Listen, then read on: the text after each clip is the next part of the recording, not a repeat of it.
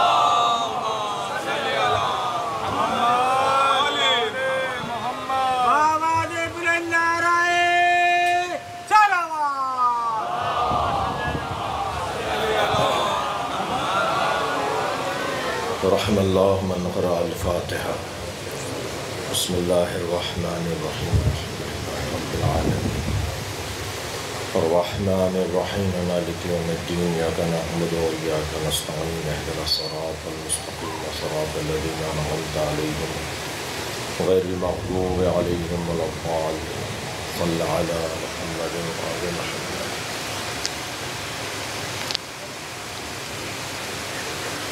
اعوذ باللہ من الشیطان الرجیم بسم اللہ الرحمن الرحیم الحمد للہ الذی لا یبلغ مدحتہ القائلون ولا یحصی نعماءہ العادون ولا یعدی حقہ المجتہدون الذی لیس لصفتہ حد محدود ولا نعت موجود ولا وقت معدود ولا اجل ممدود فطر الخلائق بقدرته ونشر الرياح برحمته الصلاة والسلام على الرسول المسدد المصطفى العمجد المحمود الأحمد سیدنا و مولانا و مولا الکونین جد الحسن والحسین معانی والقاسم محمد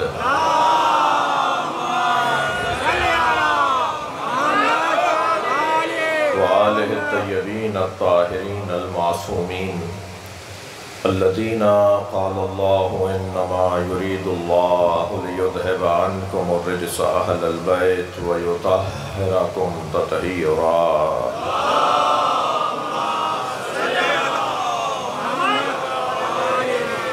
ولعنت اللہ علی اعدائہم اجمعین من یوم عداوتہم الى قیام یوم الدین.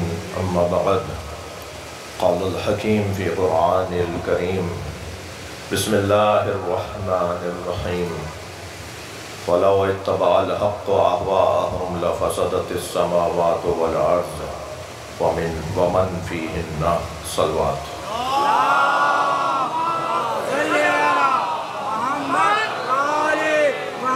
مل کر صلوات علیہ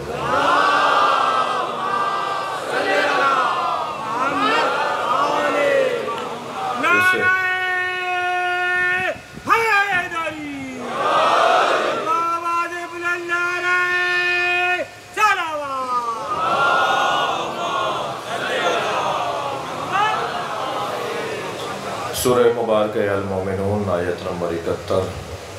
ایک مرتبہ پھر اس آیہ کریمہ پر غور کرنے کے لیے آپ کے سامنے اسے تلاوت کیا گیا. پروردگار عالم کا احسان عظیم ہے کہ اس نے ہمیں قرآن اور اہل بیت سے وابستہ کیا ہے. سرکار دو جہاں اپنی قیمتی ترین اپنی عزیز ترین چیزوں کو ہمارے حوالے کر کے گئے. نبی کو قرآن سے اور اہل بیت سے کتنا پیار ہے اور کتنی قیمتی یہ دونوں چیزیں ہیں. اگر توفیق شامل ہوئی اور اس عشرے میں جو ارادہ ہے اس کے مطابق بات ہو پائی تو شاید آگے کی مجالس میں عرض کروں گا کہ مولا علی علیہ السلام نے اپنی امامت پر جن احادیث کو دلیل کے طور پر شورا کے اجلاس میں صلوات پڑھیں ذرا نبی کا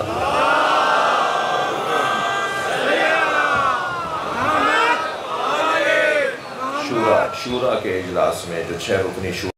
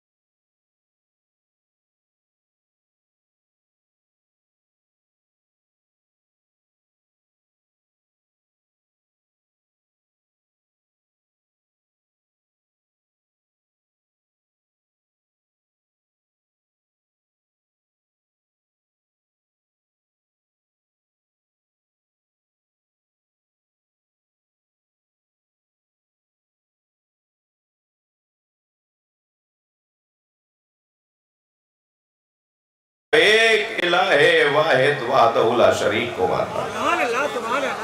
امام نے فرمایا کہ جب اس کی معرفت ہو جائے گی تو پھر اس کی عبادت ہوگی، اور جب اس کی عبادت ہوگی تو پھر استغنوا عن عبادت غیر اللہ۔ جی یہ مولا علی نے بھی جنگ صفین کے اندر ایک مرحلے پہ فرمایا تھا کہ ہماری یہ جنگ ہی توحید کے لیے ہے۔ سمجھ نہیں پائے مجھ جیسے ذاکرین، مجھ جیسے بعض خطباء ذاکرین سمجھ نہیں پائے اس بات کو کہ امام مولا علی کیا فرما رہے ہیں۔ حضرت نے فرمایا کہ وہ کھمسان کی جنگ میں جب وہ سوال کر رہا ہے مجھے اللہ سمجھائیں، تو مولا تلوار روک کر اسے اللہ سمجھانے لگے۔ چاہنے والوں نے کہا کہ یہ کوئی وقت ہے اس سوال کا؟ حضرت نے فرمایا یہی وقت ہے۔ اگر انہوں نے امامت کو سمجھ لیا ہوتا تو کبھی بھی یہ میدان میں نہ آتے، اور انہوں نے امامت کو اس لیے نہیں سمجھا کہ انہوں نے اللہ ہی نہیں سمجھا۔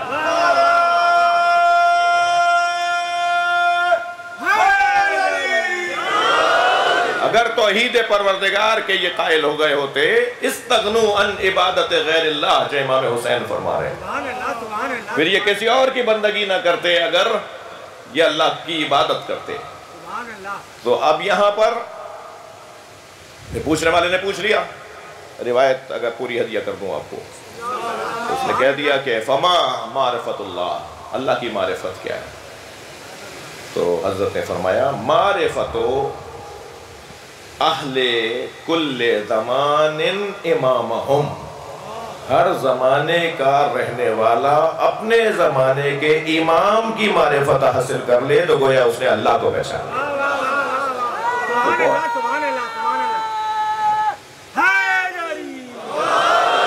اس نے کہا مولا اس کا بھی کیا مطلب ہے؟ حضرت نے فرمایا وہ امام تجب تجب علیہم طاعتہ، کہ جس کی اطاعت ان پر واجب ہے۔ میں یہاں کچھ دیر اپنے محترم سننے والوں کو روکنا چاہوں گا۔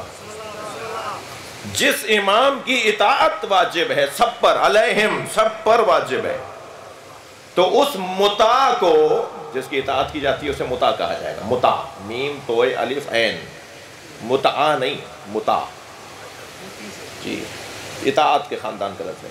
مطیع اطاعت کرنے والا، مطاع جس کی اطاعت کی جائے گی، ٹھیک ہے۔ وہ جو مطاع ہے، اطیعوا اللہ و اطیعوا الرسول و اولی الامر منکم، اے صاحبان ایمان اللہ کی اطاعت کرو، رسول کی اور اولی الامر کی اطاعت کرو۔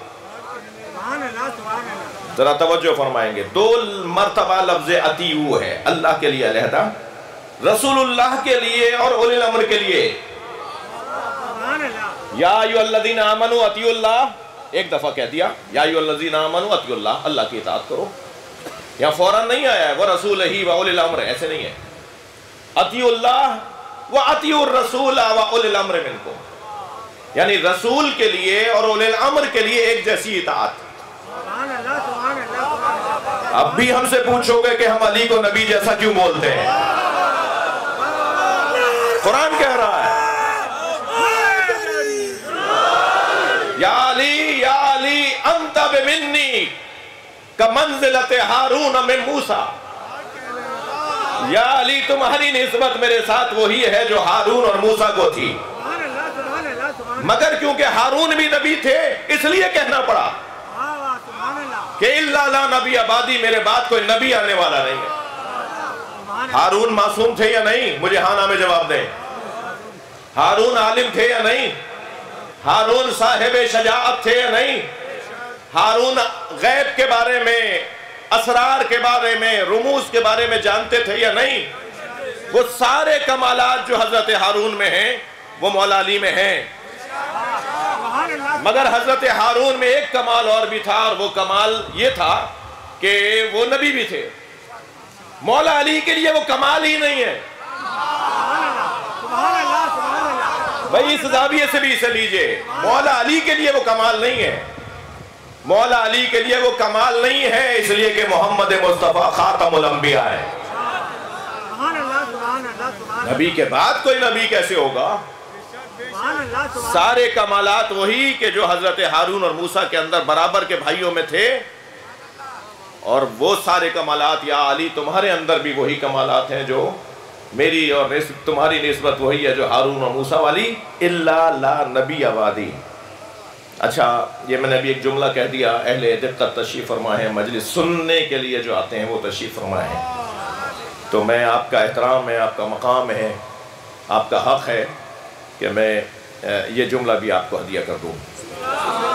لا نبی بعدی بھی حدیث میں ہے، لا نبوت بعدی بھی حدیث میں ہے۔ لا نبی بعدی کہہ کر تو مولا علی سامنے آئیں گے نا۔ بھائی تھوڑی دقت بڑھائی ہے، یہ خون جگر کے مضامین ہیں۔ صلوات پڑھیں ذرا محمد و آل محمد۔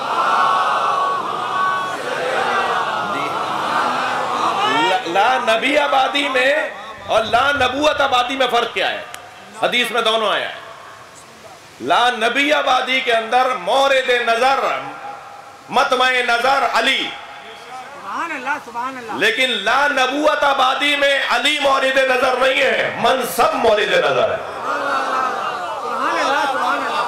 بھائی اس منصب کی ضرورت ہی نہیں ہے، علی کی تو بات کہاں ہو رہی ہے؟ اب ضرورت نہیں ہے نبی کے بعد کوئی نبی آئے۔ اللہ درجات بلند فرمائے، علامہ سید علی نقی نقن اللہ مقامہ کے، انہوں نے بڑا حسین اس منظر کو اپنی تحریروں میں پیش کیا ہے۔ فرماتے ہیں کہ نبی خبر پہنچانے والے کو کہتے ہیں، نبوت ادارہ خبر رسانی ہے، سبحان اللہ سبحان اللہ سبحان اللہ سبحان اللہ. نبوت ادارہ خبر رسانی ہے، اور اس ادارہ خبر رسانی، خبر بھی کون سی خبر رسانی؟ کون سی خبر بھائی؟ اللہ کی طرف سے پیغامات کو خبر کہا جاتا ہے. سبحان اللہ یہ جو ہمارے اخباروں میں خبر چھپتی ہے اسے خبر نہیں کہا جاتا. وہ جو وہاں خبر تو وہ ہونا کہ جو پتہ نہ ہو بھائی. سبحان اللہ یہ کون سا تم نے ہنر کیا ہے کہ وہی بتا دیا جو ہمیں پہلے پتا تھا؟ سبحان اللہ سبحان اللہ. یہ خبر نہیں ہے. بہرحال یہ میں صحافت کے تو مخالفت کر نہیں سکتا. میرا تو اپنے خاندان کے اندر سارے صحافی ہیں، اور صحافت تو عربی زبان کا لفظ ہے. صحافی کہتے ہی اسے جو جوڑتا ہو. سبحان اللہ سبحان اللہ. صحافت کا لغوی، سبحان اللہ. ہاں صحافت، جی ابراہیم بھائی، صحافت ایک ادارہ ہے. صحافت ایک ادارہ ہے، صحافی ایک اس ادارے کا فرد ہے. صحافت کہتے ہیں پہلے لغوی طور پہ اگر آپ لیں تو جلد، جب کاغذوں بہت ساری آپ نے تحریریں جمع کی اور ورق جمع ہو گئے تو آپ نے کہا اس کو جلد کروا دو، اسے مجلد کر دو، جلد بنوا دو. جب بہت سارے ورق اوراق کی جلد بنائی جاتی ہے تو اس عمل کو صحافت کہتے ہیں، اور وہ عمل انجام دینے والے کو صحافی کہتے ہیں. یعنی اوراق منتشرہ، صلوات پڑھیں ذا محمد والے. اوراق منتشرہ کو جوڑنے والا صحافی ہے، اور یہ کام جو ہے وہ صحافت ہے. تو صحافی کا کیا کام ہے؟ بات آ گئی ہے تو میں کہہ رہا ہوں بھائی، پیغام بھی لیتے جائیں. صحافی کا کام جوڑنا ہے، لڑوانا نہیں ہے. صحافی کا بہت بڑی ذمہ داری ہے. صحافت بہت بڑی ذمہ داری ہے، جو معاشرے کی اکائیوں کو جوڑنے کا کام کرتا ہو، جو سیاسی جماعتوں کو لڑنے سے روکتا ہو، جو الجھنوں کو کم کرتا ہو معاشرے میں، اسے صحافی کہا جاتا ہے. تو نبوت ادارہ خبر رساں، خبر رسانی، اور نبی خبر پہنچانے والا. رسول خبر سمجھانے والے کو کہتے ہیں. وہ صرف یہ نہیں کہے گا وما علینا الا البلاغ. جی لہٰذا یاد رہے، متوجہ ہیں، یاد رہے ہمارے نبی صرف نبی نہیں ہے، رسول بھی ہیں. تو انہوں نے صرف یہ نہیں کہا من کنت مولا فہذا علی مولا، میں جس کا مولا ہوں علی اس کا مولا ہے. صرف یہ کہہ کر وما علینا الا البلاغ نہیں بولا، سارے مجمع سے علی کی بیعت لی ہے.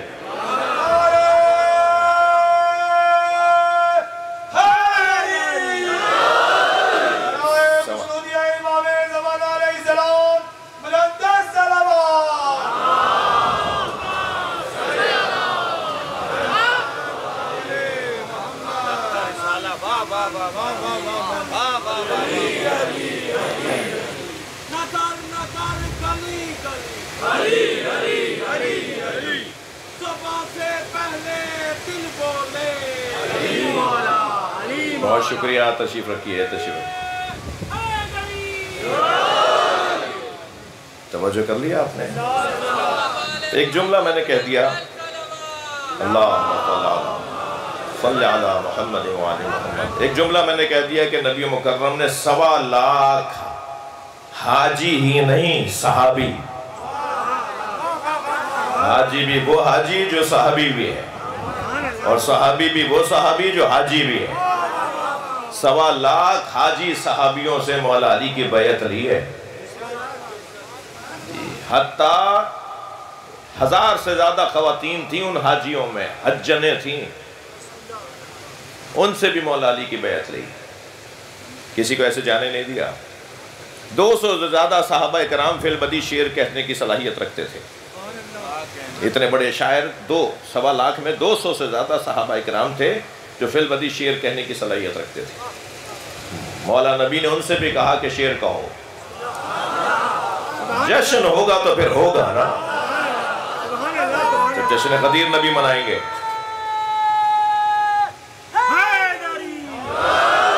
اور پھر انہوں نے اشعار کہے، اور اسے علامہ عبدالحسین امینی رحمۃ اللہ علیہ نے الغدیر نامی کتاب میں، جو انہوں نے لکھنؤ میں میر حامد حسین ہندی اللہ مقامہ، مولانا آغا روحی کے جد اعلیٰ، ان کی لائبریری میں، کتاب خانے میں، کمرے میں، لائبریری میں بند ہو کر بیٹھ گئے.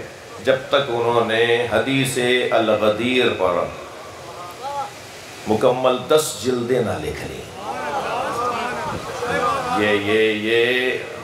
یہ فلسفہ امامت، یہ موضوع امامت و خلافت ہم تک یوں ہی نہیں پہنچا ہے۔ اس پہ محنتیں ہوئی ہیں، اس پہ کام ہوا ہے، اس پہ علمی جو ہے وارق ریزیاں ہوئی ہیں، وقت لگایا گیا ہے۔ کہاں ایران کا ایک رہنے والا عالم کہاں ہندوستان جائے، ہندوستان لکھنؤ پہنچے اور پھر وہاں مدتوں لائبریری میں بند ہو کے رہے اور قسم کھا کر رہے کہ میں جب تک کتاب مکمل نہیں کروں گا باہر نہیں نکلوں گا۔ آج تو بہت آسان ہو گیا ہے کام، آج ان کی الغدیر یوٹیوب پہ ڈلی ہوئی ہے جی، آج ان کی گوگل پہ ڈلی ہوئی ہے ان کی الغدیر۔ اس الغدیر کو آپ ابھی سارے جو بیٹھے ہوئے کوئی بھی ابھی الغدیر لکھیں، آپ کے سامنے ساری جلدیں آ جائیں گی۔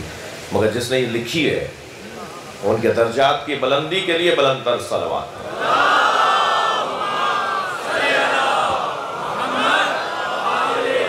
بات تو بہت روشن ہے، مطاع مطلق، جس کے لیے یہ لفظ آ رہا ہو اطیعوا الرسول و اولی الامر منکم، جی اللہ کی اطاعت کرو اور رسول کی اور اولی الامر کی اطاعت کرو۔ تو ہاں نہ میں جواب دیا جائے کیا رسول سبحان اللہ، یا رسول کی اطاعت میں مجھے اور آپ کو اختیار ہے؟ یہ اتنے حضرت ہیں کہ انہوں نے کہا اعلان نبوت سے پہلے اطاعت واجب نہیں ہے اور اعلان نبوت کے بعد اطاعت واجب ہے۔ تو یہ اعلان نبوت سے پہلے نبی کو کچھ اور مانتے ہیں اور اعلان نبوت کے بعد نبی کو کچھ اور مانتے ہیں۔ تمہیں مبارک ہو، ہم تو نبی کو اس وقت سے نبی مانتے ہیں جب آدم کا وجود بھی نہیں تھا۔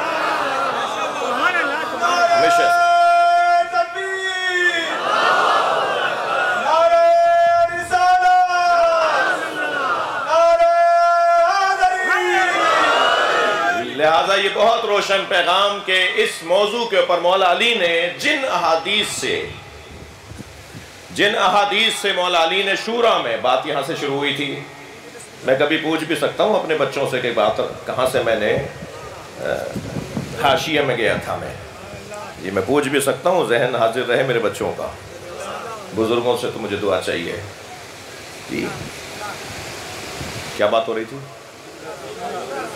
مولا علی نے شورا میں جو اپنی امامت اور خلافت پر احادیث سے کو یاد کیا ہے اور اس سے استدلال کیا ہے، وہ 3 حدیثیں ہیں، سنا دوں؟ حدیث غدیر، حدیث ثقلین اور حدیث سفینہ۔ اب اللہ کرے کہ آئندہ کی مجلسوں میں ان حدیثوں پر میں غور کر پاؤں، اس لیے کہ ہمارا تو اپنا کوئی بیان اور اپنا کوئی خطاب نہیں ہوتا، نہیں ہونا چاہیے۔ ہمیں تو وہی یہاں سے بیان کرنا چاہیے جو اللہ نے کہا ہے یا رسول اللہ نے کہا ہے یا مولا علی نے فرمایا ہے۔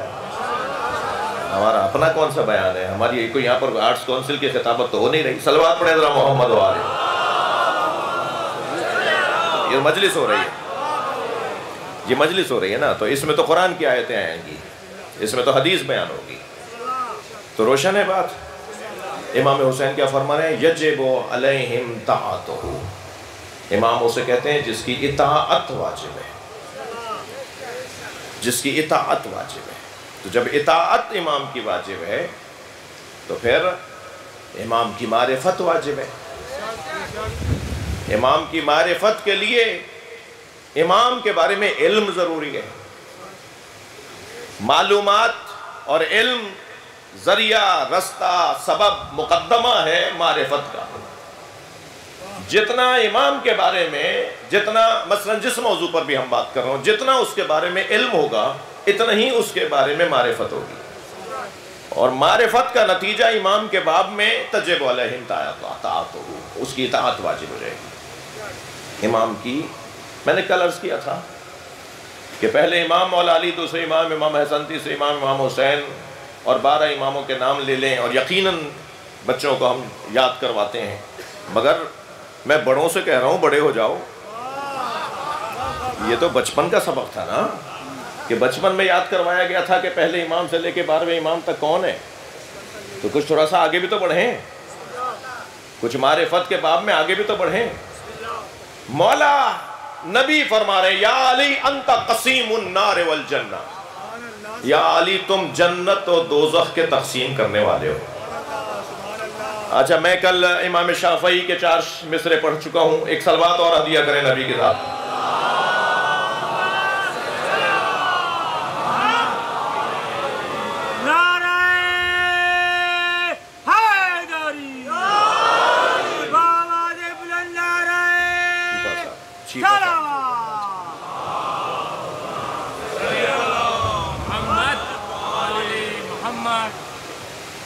رحمت ہوگی.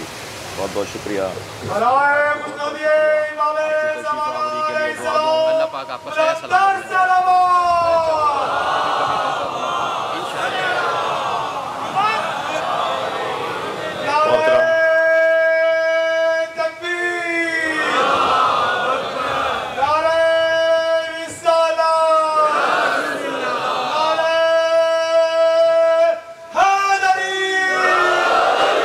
محترم جناب محمد رمضان شیپا صاحب تشریف فرما ہیں.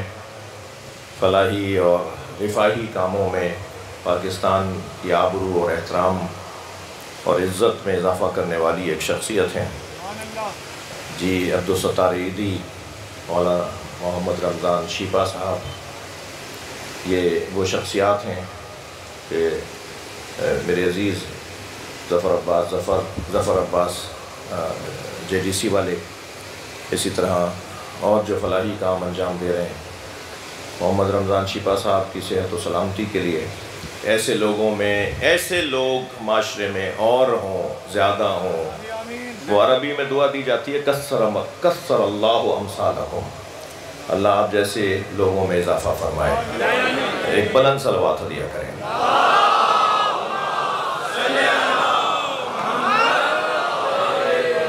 مضمون آپ کے ہاتھ میں ہے.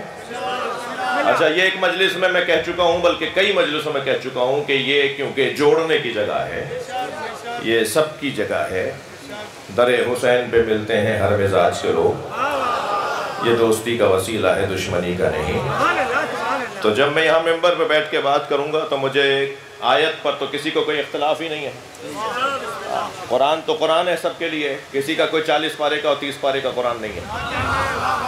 قرآن وہی 30 پاروں کا قرآن ہے، وہی تاج کمپنی، وہی چاند کمپنی، وہی جو شیپا صاحب کے گھر میں قرآن ہوگا وہی شہنشاہ حسین نقوی کے گھر میں قرآن ہے. تو قرآن پر اختلافی باتیں کر کے تو یہودیوں کو خوش کرنا اور اسلام دشمن طاقتوں کو خوش کرنے کے مترادف. جی ہاں، امام شافعی فرماتے ہیں حب علی جنہ، علی کی محبت ڈھال ہے دوزخ سے بچنے کے. اہل سنت کے 4 بڑے اماموں میں ایک حبہ جنہ، علی کی محبت جنہ ہے، ڈھال جنہ. قسیم النار والجنہ، کون ہے وہ کہ جو جنت اور دوزخ کا تقسیم کرنے والا ہے. بھائی میری بات پر اعتماد مت کرو، امام شافعی نے کہا ہے علی جنت اور دوزخ بانٹنے والے کو کہتے ہیں.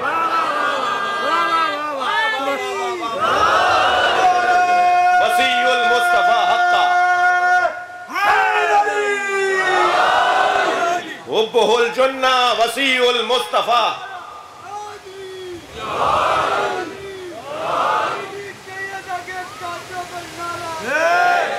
تمہیں بھی اسی موقع پہ نہ یاد آتا ہے سارا نعرہ. ایک صلوات پڑھیں محمد و آل محمد. کچھ سمجھداری کرو بھائی، صلوات پڑھیں ذرا محمد و آل محمد. سمجھدار شیعہ ہونا چاہیے، ہوشیار سنی ہونا چاہیے. صلوات پڑھ لیں ذرا محمد و آل محمد.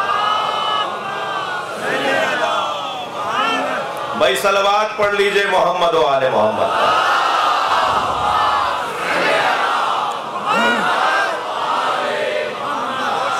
جی وسیع المصطفیٰ حقا، امام شافعی کے 2 مصرے.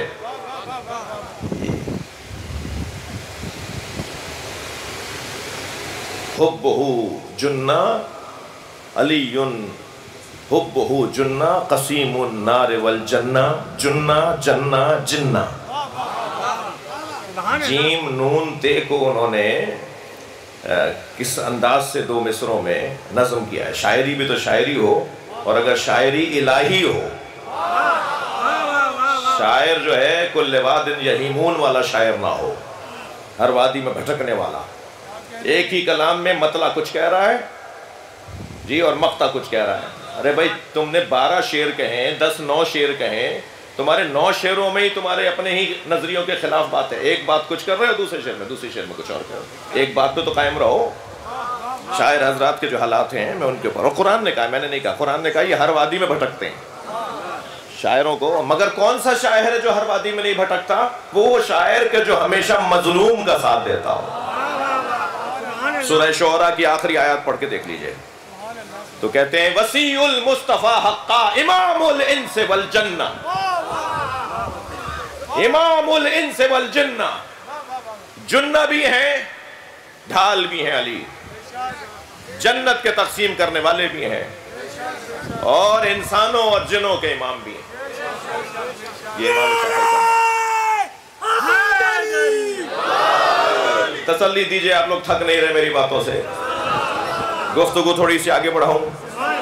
ہماری گفتگو کا عنوان یہ تھا کہ مولا نبی نے جب مولا علی کے لیے فرما دیا کہ یا علی انت قسیم النار والجنہ، آپ جنت اور دوزخ کے تقسیم کرنے والے ہیں. آپ جنت اور دوزخ کے تقسیم کرنے والے ہیں.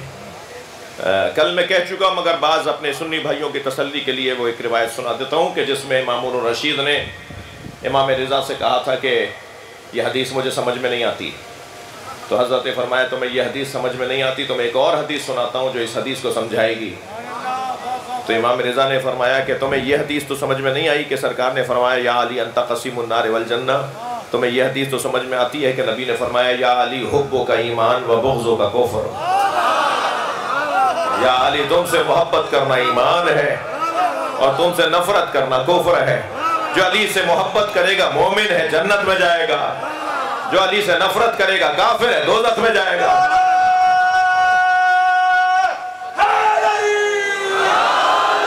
تو علی ہی جنت بھیج رہے ہیں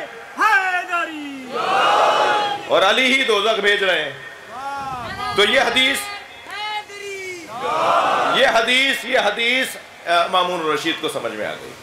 تو ایسا ہوتا ہے کبھی ایک چیز سمجھانے کے لیے دوسری چیز کا سہارا لینا پڑتا ہے. مگر جس بحث کو میں چاہ رہا تھا آج ہدیہ کروں وہ بحث یہ ہے کہ جو تقسیم کرنے والا ہے نا، اس کی اگر تقسیم عادلانہ نہیں ہوگی. بھائی تھوڑا ساتھ دیجئے گا فضائل سننے کے لیے جو میرے سنی شیعہ بھائی آئے ہوئے ہیں. مولا علی کے فضائل سننے کے لیے سنی شیعہ بھائی آئے ہوئے ہیں. تقسیم کرنے والا اگر اس کی تقسیم عادلانہ نہ ہو تو وہ تقسیم کرنے والا ہی نہیں ہو سکتا. یمن کی جنگ کے بعد جس کے بعد پورا یمن مسلمان ہو گیا تھا اور مولا علی نے کیونکہ وہ جنگ جیتی تھی، یمنیوں کو کلمہ میرے مولا علی نے پڑھوایا تھا. ہاں آپ دیکھ لیجئے آج تک اس کے اثرات ہیں. یمن، ایران اور پاکستان کی ترقی کے لیے بلند صلوات پڑھیں.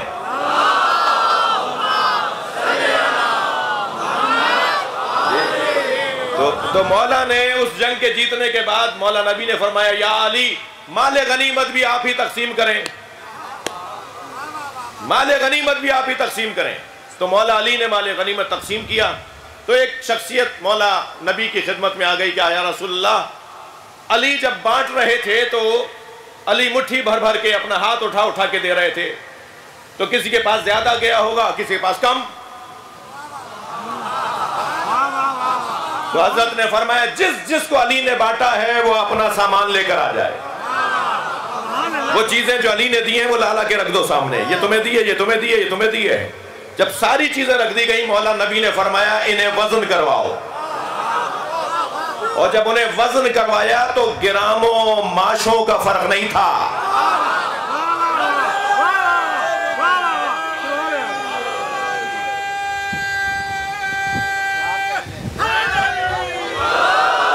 تو اس وقت میں میرے مولا نبی نے فرمایا اِنَّا کفایا.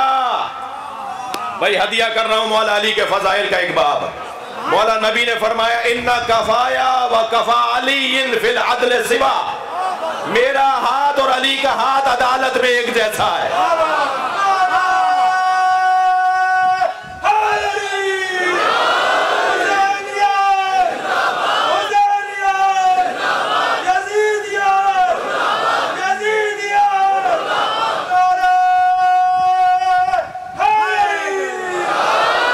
جو کر لیا آپ حضرات ہیں۔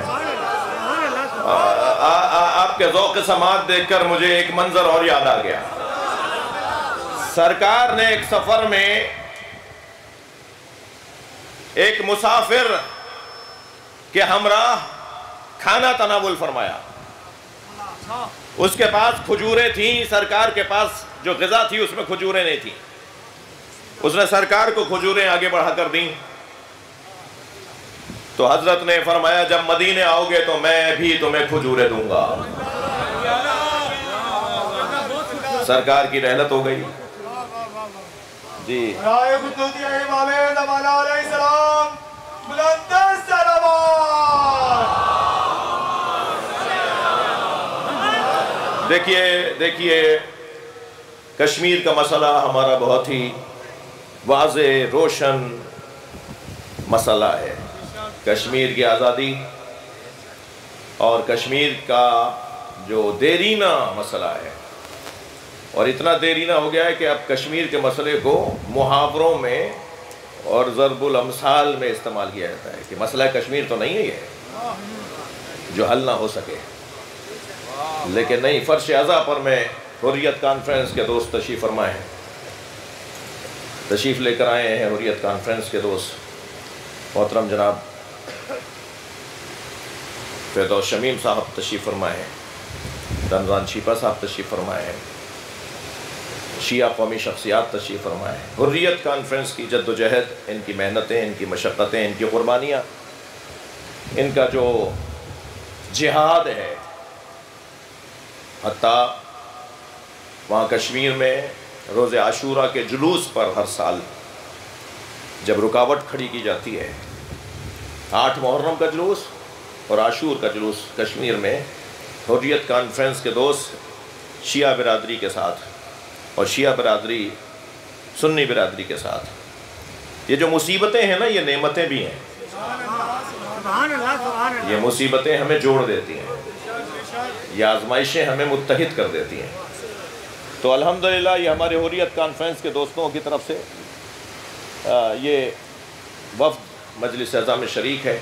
میں آپ سب سے التماس کروں گا کشمیر کی آزادی کے لیے وہاں جد و جہد، اور یہاں جو وہاں کے لوگ یہاں مہاجرین ہیں، جلا وطنی کی زندگی گزار رہے ہیں، مشکلات میں زندگی گزار رہے ہیں، اس معنی میں مشکلات میں پاکستان کی ریاست تو ان کے ساتھ میزبانی انجام دے رہی ہے اور بہت اچھی انجام دے رہی ہے، مجھے اس کا علم ہے۔ تو ان کی کامیابی کے لیے، کشمیر کی آزادی کے لیے دعا کریں۔ اس فرش پر یہ فرشتوں کے اترنے کی جگہ ہے۔ ہم عزاداران امام حسین کا عقیدہ ہے کہ جب امام حسین کے ذکر کے لیے فرش بچھایا جاتا ہے، اور سنی کتابوں میں بھی یہ روایت ہے کہ جہاں نبی اور آل نبی کا ذکر ہو رہا ہو وہاں آسمان سے فرشتے اترتے ہیں، اور وہ فرشتے واپس جب جاتے ہیں تو رہ جانے والے فرشتے کہتے ہیں کہ تمہارے اندر سے ایسی خوشبو آ رہی ہے جو آج تک ہم نے نہیں سونگھی۔ تو وہ فرشتے کہتے ہیں ہم زمین پر گئے تھے جہاں نبی اور خاندان نبی کا تذکرہ ہو رہا تھا،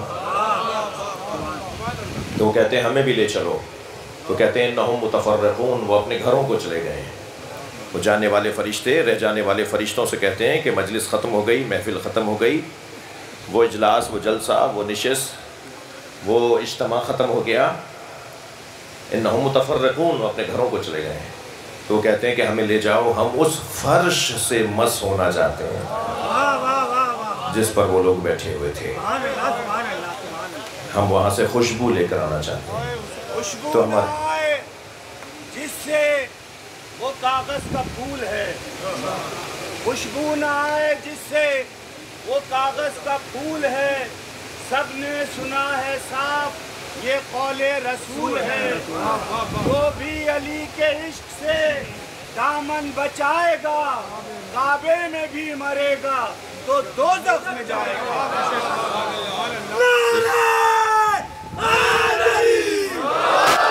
इस जगह पर, इस फर्श पर दुआओं की कबूलियत की जगह है। कश्मीर की आज़ादी के लिए, हमारे इन अजीज़ों की जद्दोजहद में कामयाबी के लिए, आप सब के लिए तौफ़ीक़ात में इजाफ़े के लिए गुजारिश कर रहा हूँ, दुआ की सूरत में एक बुलंद सलवात हदिया करें।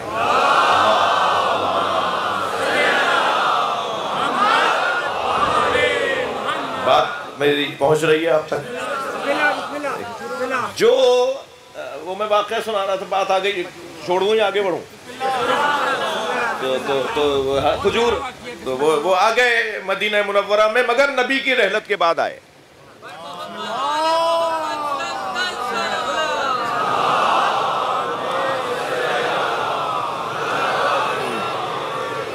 एक और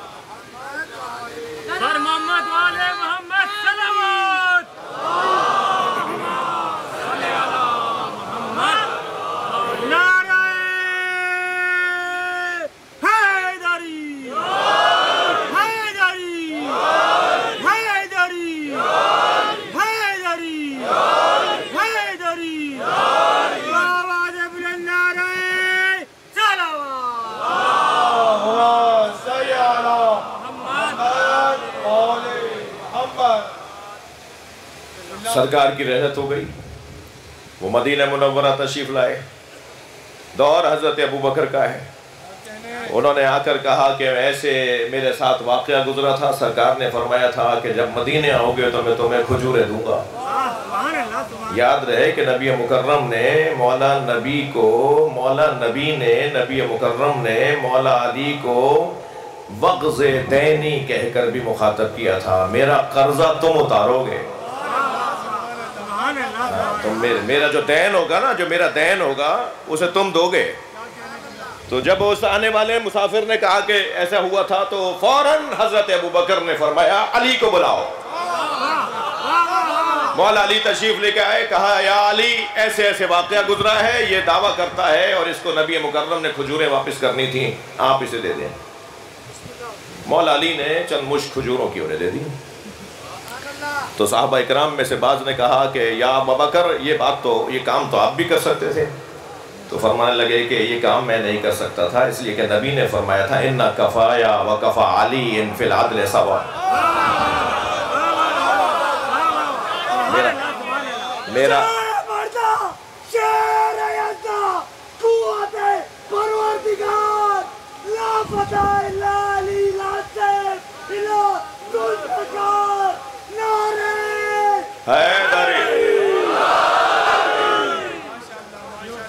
तो भाई बहुत वाज़ेह है ना बात कि जो तकसीम करने वाला हो, मुझे इजाज़त दें कि ये एक मुफस्सल और एक बहुत ही मजबूत गुफ्तगू है, इसे कल की मजलिस पर हम मौखर कर दें कि तकसीम करने वाले को तकसीम करने वाले की जो तकसीम है वो आदिलाना होनी चाहिए, और तकसीम आदिलाना नहीं होगी तो वो कसीम नहीं कहलाएगा,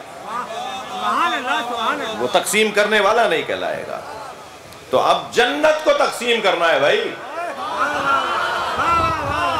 और जन्नत के 8 दर्जे, दोज़ख को तकसीम करना है, दोज़ख के 7 दर्जे हैं, और दर्जे हैं ही आमाल की बुनियाद पर, वरना एक ही जन्नत होती ना, वरना जन्नत के दर्जे क्यों हैं? जन्नत के 8 दर्जे, दोज़ख के 7 दर्जे। अच्छा, अल्लाह ने भी दोज़ख का 1 दर्जा कम रखा है, वो भेजना नहीं चाहता। हाँ, वो चाहता है जन्नत में लोग ज्यादा जाए, जन्नतियों को वो ज्यादा देखना चाहता है। ये तो मुसलमान है ना कि हर एक को दोज़खी बना रहा है, और अल्लाह तो ये चाह रहा है कि सब जन्नत में जाए, कम से कम दोज़ख में जाए। और यहाँ दोज़ख के बारे में भी एक हदीस मुझसे हदिया ले लें और फिर मुझे कल तक के लिए इजाज़त दें, अगर तौफीक शामिल हाल हुई तो अर्ज़ करूँगा। जन्नत के और दोज़ख के दर्जों के साथ तसव्वुर में लेते हुए, रखते हुए ये हदीस भी हदिया ले लें। हदीस कहती है लो इज्तमान नास अला हुब्ब अली इब्न अबी तालिब, अगर सारी दुनिया अली की मोहब्बत पर इत्तफाक कर लेती लमा खलक़तु नार, तो अल्लाह कह रहा है मैं दोज़ख ही ना बनाता।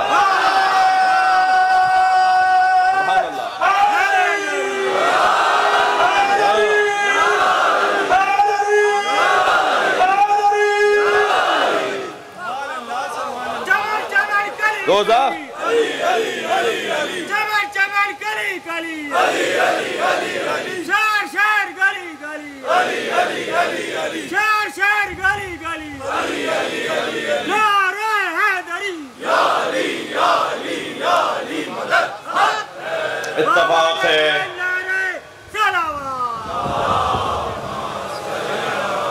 اتفاق ہے آج 6 محرم کی مجلس میں حریت کانفرنس کے دوست بھی آئے ہوئے ہیں اور چھوٹے چھوٹے بے سہارا بچوں کو جھولے میں ڈالنے والے رمضان شیپا صاحب بھی آئے ہوئے ہیں۔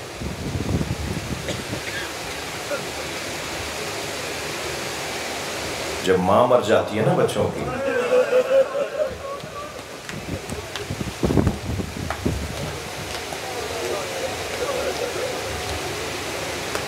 تو ان کا سہارا کوئی نہیں رہتا۔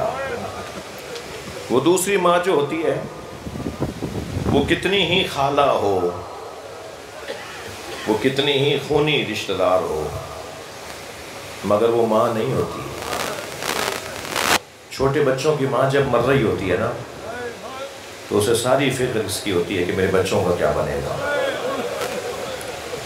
لہذا جناب زہرا نے فرمایا علی میرے بعد شادی ضرور کیجیے گا، لابد للرجال النساء، اس لیے کہ ہر مرد کو ایک عورت کی ضرورت ہے، مگر میرے حسنین کا خیال رکھیے گا۔ یا علی میرے حسن کا یہ مزاج ہے، میرے حسین کا یہ مزاج ہے۔ آپ کی عقیدت بھری آنکھوں میں آنسو آ گئے نا، فرمایا میرے حسین کو پیاس بہت لگتی ہے۔ امام حسین کم سنی میں دنیا میں آنے کے بعد سب سے زیادہ امام حسین کثرت سے جسے پانی کی طلب ہوتی تھی نا، یہ اہل بیت سب جانتے تھے امام حسین کے سرہانے پانی رکھا جاتا تھا کہ رات کو کسی پہر میں اگر حسین کو پیاس لگی تو اتنی تاخیر نہ ہو جائے کہ حسین کو تکلیف ہو۔ ظاہراً امام حسین حضرت عباس کا 3 سال کا سن ہے، امام حسین نے حضرت قمبر سے پانی مانگا تھا، مولا علی کے غلام حضرت قمبر، ان سے پانی مانگا تھا، قمبر پانی پلا دو۔ تو قمبر کتنی جلدی گئے ہوں گے؟ میں نے بھی مقدماتی جملے کہے نا کہ سب کو احساس تھا کہ امام حسین کو پیاس بہت لگتی ہے، جلدی لگتی ہے، بار بار پانی چاہیے ہوتا ہے۔ تو قمبر کتنی جلدی گئے ہوں گے؟ سنیں گے۔ مگر مولا علی نے دیکھا کہ عباس اس 3 سال کی عمر میں قمبر سے پہلے گھڑے تک پہنچے، کوزہ بھرا، اور اس سے پہلے کہ کہیں قمبر نہ پہنچ جائے تیز دوڑتے ہوئے پانی لے کر آئے، تو پانی چھلک چھلک کر ہاتھوں پہ گرنے لگا۔ تو اس وقت مولا علی کی آنکھوں میں آنسو آ گئے تھے۔ فرمایا تھا آج عباس حسین کے لیے پانی لے آیا، مگر کل کربلا میں عباس بچوں کے لیے پانی لینے جائے گا، مگر پانی نہیں لا پائے گا۔ میرے عباس کے بازو قلم ہو جائیں گے۔ جن کے مذہب میں رونا جائز ہے وہ تکلف کر کے نہ روئیں، اپنی آوازوں کو آزاد کریں۔ ہمارے ہاں بر صغیر میں، حتیٰ عراق اور ایران میں، یمن، کویت میں، بحرین میں، پوری دنیا میں، اور ان افریقی اور امریکی اور یہ سمندر پار اور مغربی علاقوں میں بھی جو پاکستانی ہندوستانی رہتے ہیں، آج 6 محرم کو ہم امام حسین کے اس مجاہد کا ذکر کرتے ہیں جو پیروں سے چل کے جہاد کرنے نہیں گیا تھا، جسے امام حسین اپنی گود میں لے گئے تھے۔ امام نے لاشیں تو عزاداروں بہت اٹھائیں، صبح عاشور سے عصر تک سارے لاشیں اکیلے حسین نے اٹھائے، کسی اور کو اٹھانے نہیں دے رہے تھے لاشا۔ اور وہ کوئی بڑھ کے کہتا تھا نا مولا مجھے دے دے، تو فرماتے تھے میرا مہمان ہے، یہ میری محبت میں یہاں جان دے کر جا رہا ہے۔ ہر لاشا حسین مولا نے خود اٹھایا، اور ہر لاشا اٹھا لیا، مگر ایک لاشا حسین سے اٹھتا نہیں تھا۔ وہ لاشا چھوٹا بہت تھا، مگر کبھی آگے جاتے تھے انا للہ، کبھی الٹے پیر واپس آتے تھے رضن بقضائہ و تسلیما لامرہ، لا معبود سوا کیا غیاث المستغیثین۔ یہ امام حسین کے وہ مناجات کے جملے ہیں جو حضرت علی اصغر کے لاشے پر امام اللہ سے بات کر رہے تھے اور پھر فرماتے تھے حوّن علی انہ بین اللہ، یہ مصیبت مجھے حسین پر آسان ہو رہی ہے اس لیے کہ مجھے معلوم ہے میرا اللہ میری آزمائش کو دیکھ رہا ہے۔ میں بھی کچھ عرصے پہلے ہندوستان گیا، لکھنؤ میں امام بارگاہ میں زیارت کر کے واپس آ رہا تھا تو میں نے دیکھا ہندو عورتیں لٹیاؤں میں، چھوٹے چھوٹے کٹوروں میں، لٹیا ایک جو ایک برتن کہلاتا ہے، اس کے اندر دودھ لے کے امام بارگاہ کے اندر آئے۔ تو میں نے کسی سے پوچھا کہ یہ کیا ہے، کیا ہو رہا ہے؟ کہنے لگے یہ منت بڑھانے آئی ہیں۔ میرے بزرگوں کا تعلق راجستھان سے رہا ہے، راجستھان کا میو، خانزادہ، قائم خانی، ان کے ہاں ہندو مسلم ان کے ہاں رسم ہے کہ اگر بچہ ہو کر مر جاتا ہو، ہاں یعنی کوئی شیعہ سنی کی، بلکہ وہ قیس چودھری صاحب نے تو کتاب لکھی، وہ کہتے ہیں کہ ہمارا شیعوں سے کوئی تعلق نہیں ہے، یہ ہماری رسم ہے، یہ ہماری تہذیب ہے کہ اگر بچہ ہو کر مر جاتا ہے تو وہ منت مانتے ہیں کہ اگر بچہ 5 سال تک بھی زندہ رہ گیا تو ہم اسے حسین کا فقیر بنائیں گے، اور ایک خاص، سبحان اللہ، اور ایسے ہی ہرا لباس پہنتے ہیں۔ شیپا صاحب کہہ رہے ہیں کہ میں امام حسین کا فقیر ہوں، میں اپنی ماں کی منت پہ دنیا میں آیا ہوں، امام حسین کی منت پہ آیا۔ میں جو کہہ رہا تھا وہ اس کی تصدیق ہو رہی ہے، کتابوں میں لکھا ہوا ہے، تہذیبوں میں لکھا ہوا ہے، اجرکم اللہ، اجرکم اللہ۔ میرے ایک دوست کہنے لگے بنارس کے رہنے والے کہ ان کے امام بارگاہ سے جلوس کربلا تک، بنارس کی کربلا تک جاتا ہے، عاشور کے دن تعزیے کا جلوس نکلا ہوا تھا، جلوس ابھی پیچھے تھا کہ ہم آگے جا رہے تھے تاکہ رستے کے انتظامات دیکھ سکیں، تو کہنے لگے ہم نے دیکھا چوک پر، ایک چوک پر ہزاروں کی تعداد میں ہندو عورتیں کھڑی ہیں۔